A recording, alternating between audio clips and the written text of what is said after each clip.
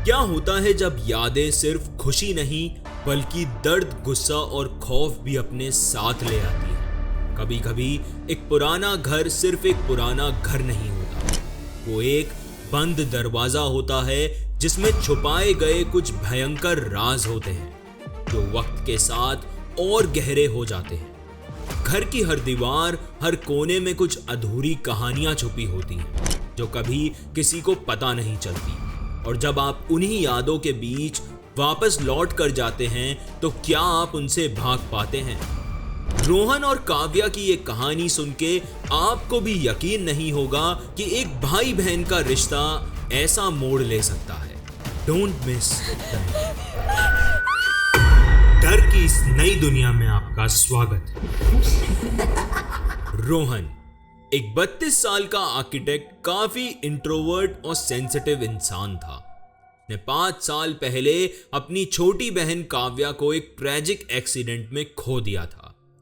रोहन और काव्या का रिश्ता बहुत गहरा था। वो सिर्फ उसकी बहन नहीं बल्कि उसकी सबसे अच्छी दोस्त भी थी।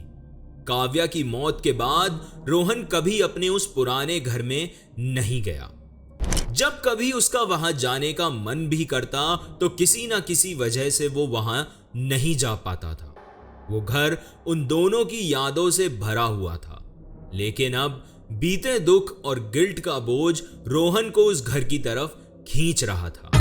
एक दिन रोहन अपने ऑफिस में काम कर रहा था, तभी उसने अपने ब्राउजर पर एक ऐड देखा। वो ऐड था प्रॉपर्टी सेल करने का। उसने जब वो एक्सप्लोर किया तो उसे पता चला कि जिस एरिया में रोहन का वो घर था वहां पे घर खरीदने के लिए कई बायर्स हैं। रोहन ने सोचा कि क्यों ना वो इस घर को बेच हमेशा के लिए किस्सा खत्म कर दे। अगले वीकेंड जब रोहन पुराने घर के पास पहुंचता है तब उसका दिल जोरों से धड़कने लगा। एक पुरानी सी पड़ोसन आंटी अपने घर के दरवाजे पर खड़ी रोहन को घूरती है। उन्होंने बड़े अजीब लहजे से कहा कि तुम फिर यहाँ आए हो। तुम्हें पता है ना तुम्हारी बहन के बाद इस घर में कितने परिंदों ने अपनी जान दी है? क्यों आए हो वापस और क्या करना चाहते हो?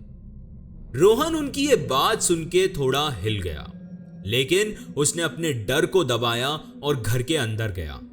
वो देखता है कि घर का पेंट उड़ा हुआ है और उस घर के गार्डन में जंगली घास उग गई है। सूरज की किरणें तो हैं, लेकिन सूरज कहीं बादलों में छुपा हुआ है और रोशनी अब धीरे धीरे कम हो रही है। एक अजीब सा एहसास उसके मन में उमड़ रहा था। घर की पुरानी दीवारें उसकी यादों से भरी हुई थी। जैसे ही वो दरवाजा खोलता है उसे एक हवा का झोंका महसूस होता है जो पुरानी यादों को उसके सामने ले आता है। घर के अंदर हवा में धूल और यादों की खुशबू महसूस होती है। हर कदम पर रोहन को काव्या के साथ गुजारे हुए वो पल याद आते हैं।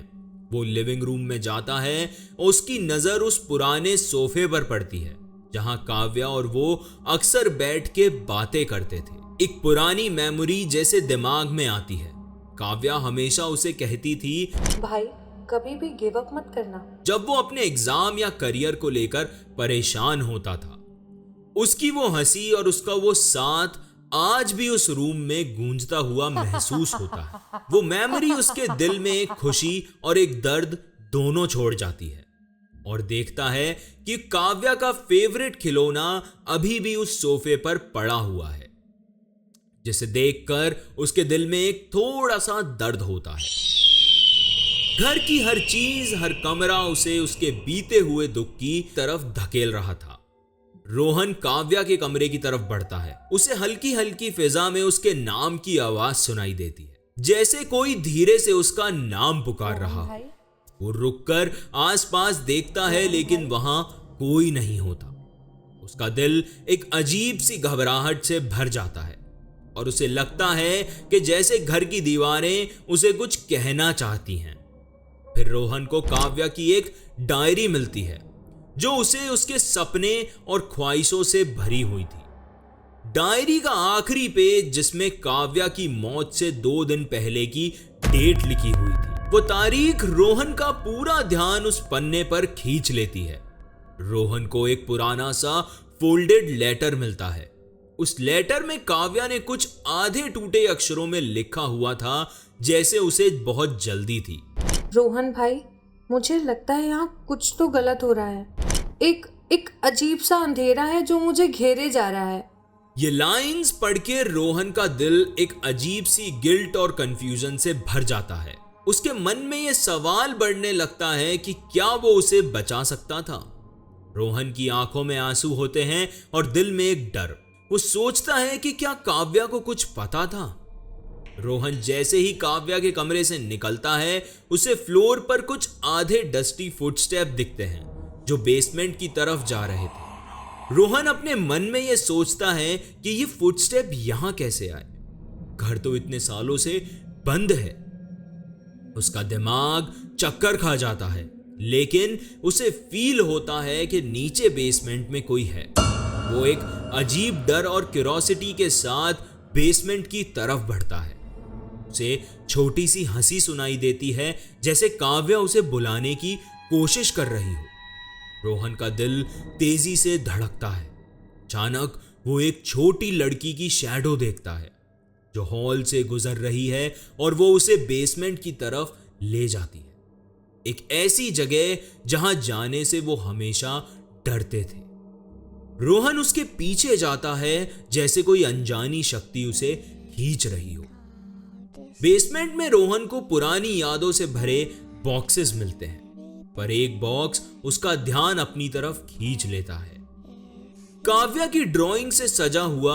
जब वो उसे खोलता है तो वहां उसे काव्या का नेकलेस मिलता है। जैसे ही रोहन वो नेकलेस अपने हाथ में लेता है, वो नेकलेस चमकने लगता है और उसे लगता है कि जैसे काव्या का हाथ अब भी उसके साथ है। ये नेकलेस उसके और काव्या के रिश्ते की सबसे गहरी निशानी थी, मगर देखते ही देखते वो नेकलेस रोहन के हाथ में जलने लगता है। रोहन की आंखों के आगे काव्या की वो चाइल्डहुड मेमोरीज एक फ्लैशबैक की तरह चलने लगती हैं।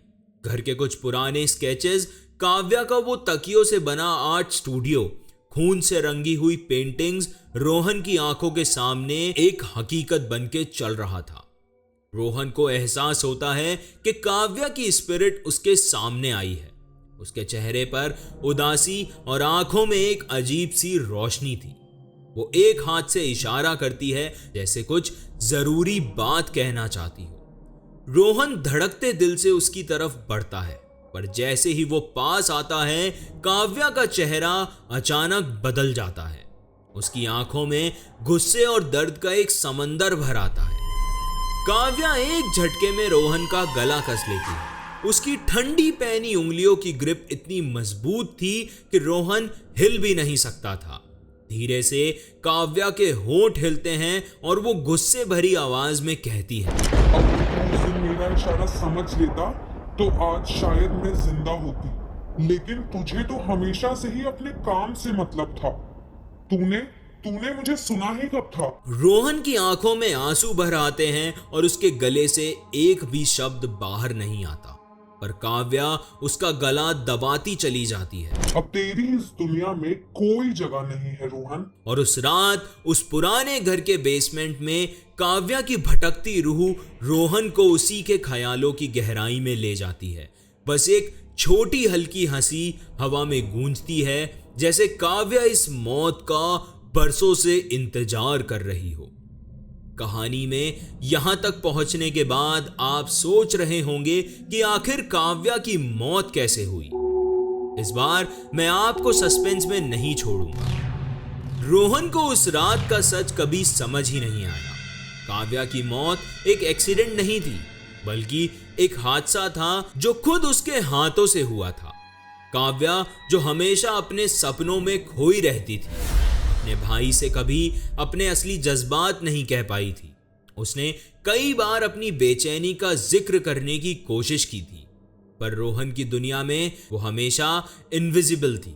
एक दिन जब काव्या ने अपने भाई को अपनी तकलीफ समझाने के लिए उसका ध्यान खींचने की कोशिश की, तो उसने ध्यान ही नहीं दी। काव्या को यह लगने लगा था कि रोहन को उसकी फीलिंग्स कभी समझ ही नहीं आती।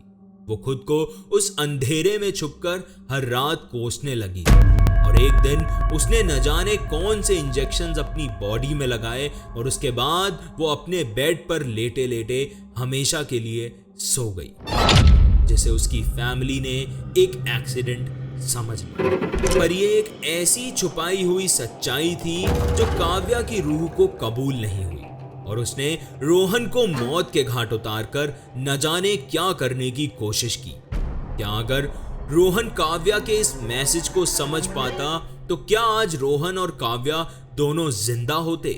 आत्माएं जो अपने अधूरे काम या गुस्से के साथ दुनिया में मंडराती रहती हैं, वो अपने बीते पलों, अपने अधूरे रिश्ते और अपनी मौत के गुस्से के साथ दुनिया में रहती हैं, जैसे एक खोया हुआ रास्ता जो कभी कंप्लीट नहीं हो पाता। उनके अंदर का दर्द और बेचैनी उन्हें कभी आगे नहीं बढ़ने देती और ना ही उन्हें कभी अपनी कहानी पूरी करने का मौका मिलता है। अगर आपका सामना भी कभी किसी आत्मा से हुआ है तो वो किस्सा हमारे साथ जरूर शेयर करें। आज की ये कहानी आपको कैसी लगी मुझे कमेंट सेक्शन में जरूर बताएं। अगर आपके पास भी कोई कहानी है तो आप उसे मुझे डीएम कर सकते हैं या फिर इस ईमेल एड्रेस पर भेज सकते हैं। हो सकता है कि अगली कहानी आपकी हो। गाइस, हमारे पॉडकास्ट को स्पॉटिफाई पे रेट एंड फॉलो जरूर करें और अगर आप ये कहानी YouTube पर सुन रहे हैं तो हमारे चैनल को सब्सक्राइब करें एंड कहानियों की लेटेस्ट अपडेट्स के लिए नोटिफिकेशन बेल आइकन जरूर दबाएं। हमारे चैनल पे ऐसी कई सारी हॉन्टेड स्टोरीज अवेलेबल हैं। आज ही विजिट करें और अपने फ्रेंड्स एंड फैमिली के साथ लेट नाइट चिल्स का मजा लें। धन्यवाद। आप सुन रहे थे द हॉरर शो बाय कर्म।